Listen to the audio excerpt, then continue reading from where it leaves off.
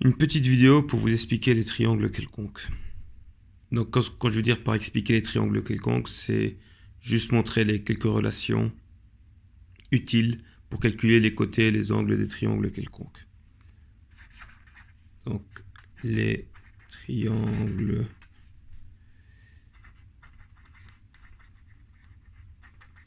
quelconques.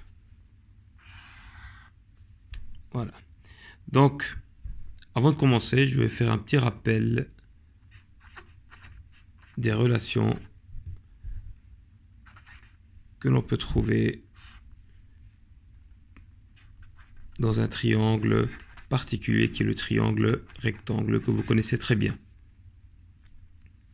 Donc, je vais prendre un triangle rectangle, je vais commencer par là. C'est un triangle comme ceci. Ce point-là, je vais le noter M.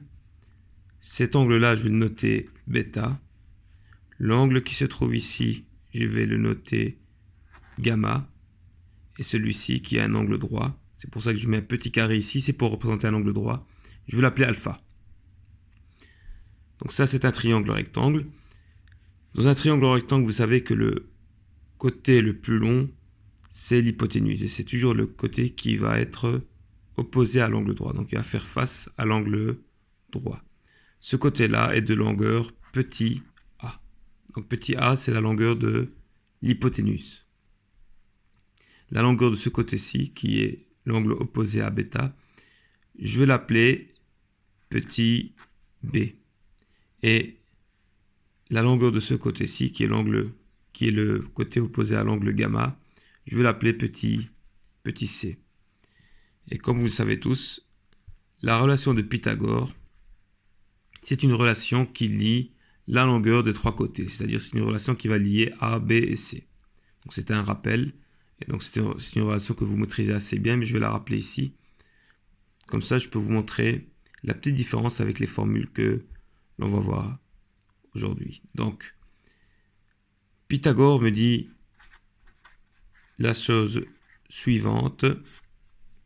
Il me dit que la longueur de l'hypoténuse au carré, c'est-à-dire a carré, est égale à la somme des carrés des longueurs des deux autres côtés, c'est-à-dire a carré est égal à b carré plus c carré. Donc ça, c'est la relation de Pythagore. C'est une relation que vous connaissez très bien.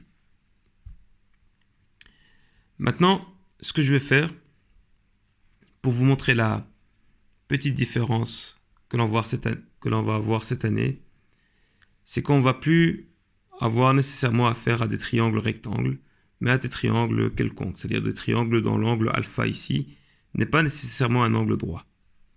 Si je prends ce triangle-là, si je pars de ce triangle, et je me dis, tiens, comment je peux faire pour rendre ce triangle rectangle un triangle quelconque? Ce serait de modifier l'angle alpha ici. Comment est-ce que je peux modifier l'angle alpha?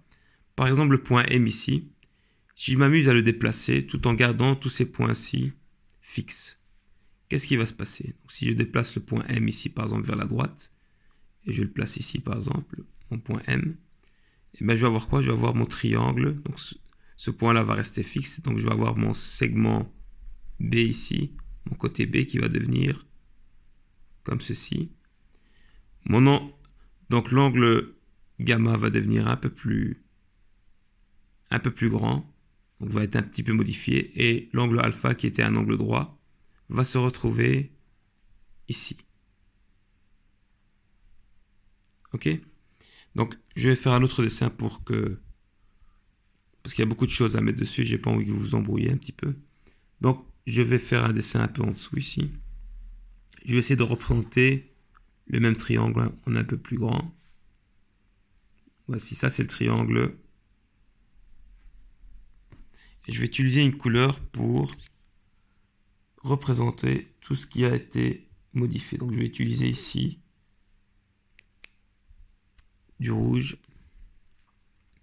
Donc qu'est-ce que j'avais dit? J'avais dit que le triangle, je vais l'agrandir, donc en faisant bouger le point M. Donc mon point M va se retrouver ici.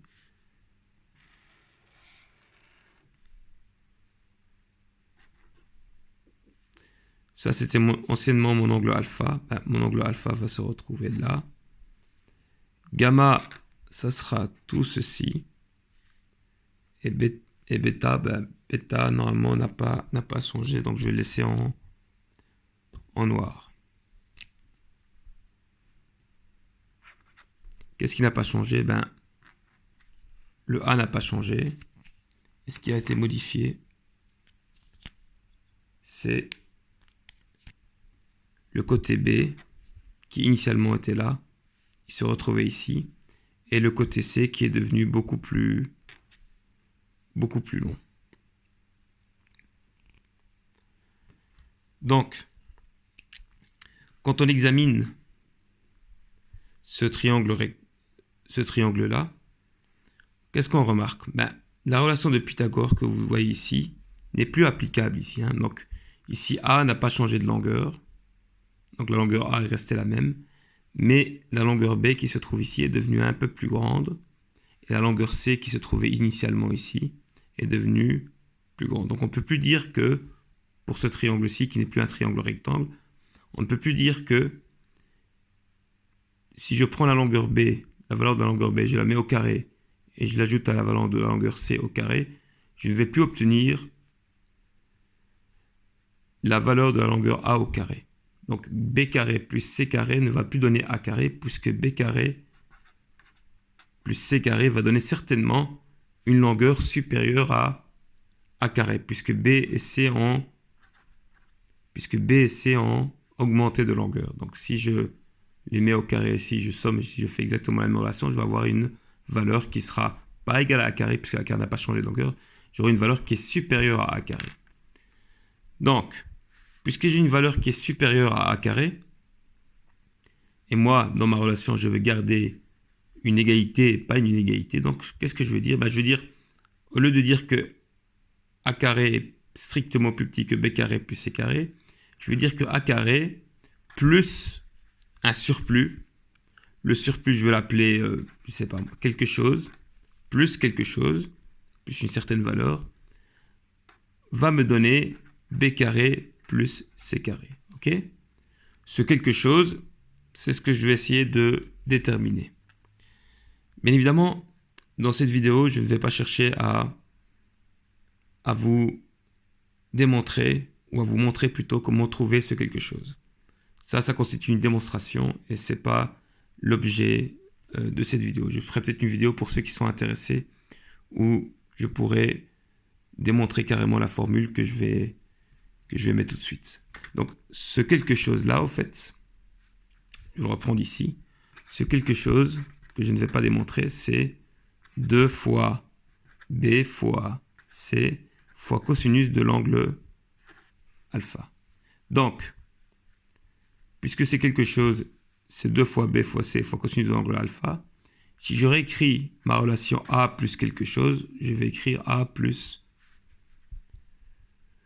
2 fois B fois C fois cosinus de alpha est égal à B carré plus C carré.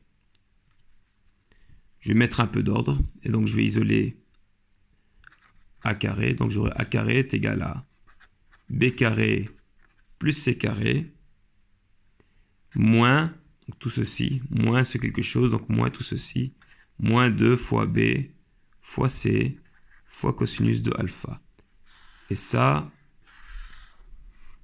c'est ma relation. Et donc on va essayer de comparer les deux. Et en comparant les deux, qu'est-ce qu'on remarque? On remarque que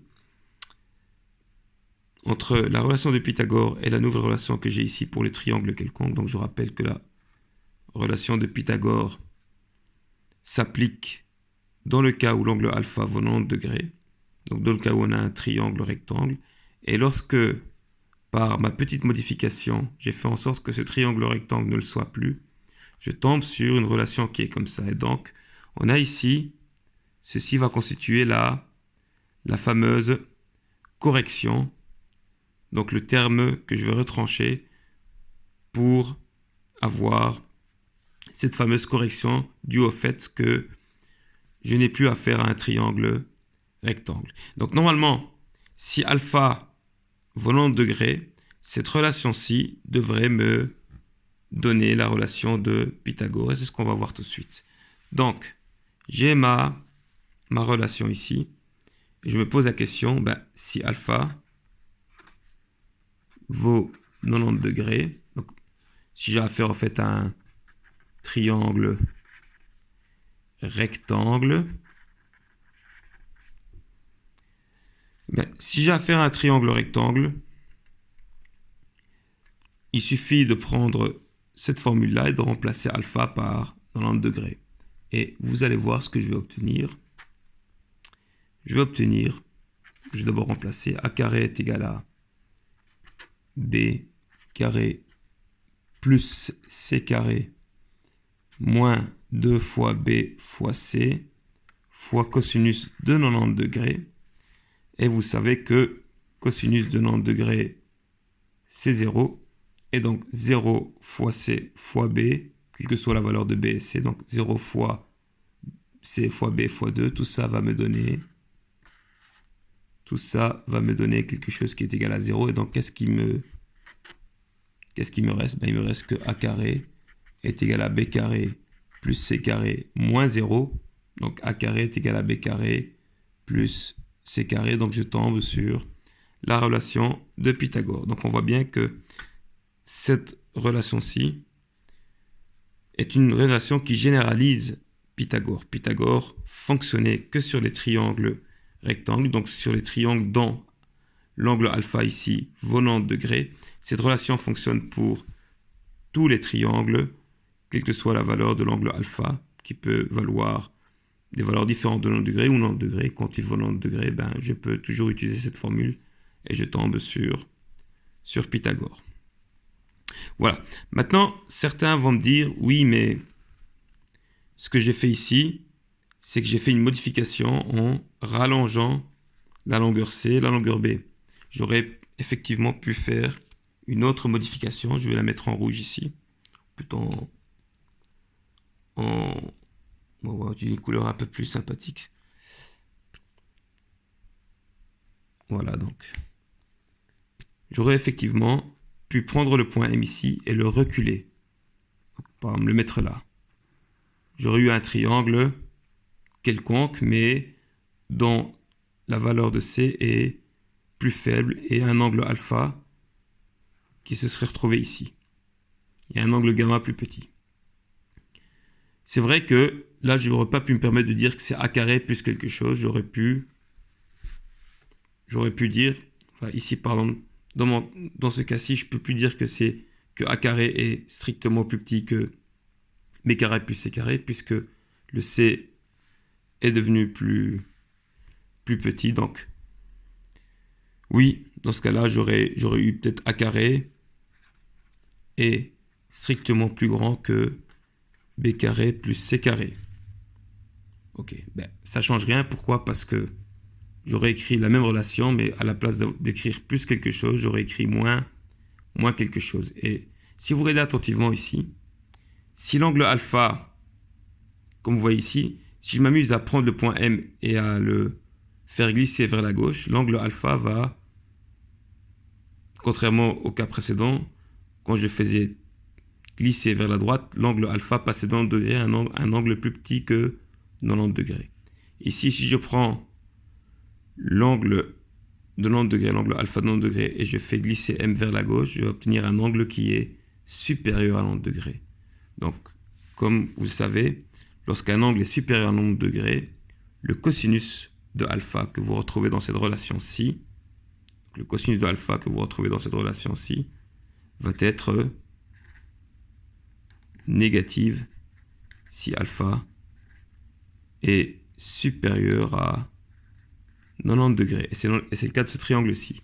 Donc le cosinus de alpha va me donner un nombre négatif. Et donc j'aurai une correction où je devrais rajouter un nombre positif. Donc ça revient exactement au même. Voilà.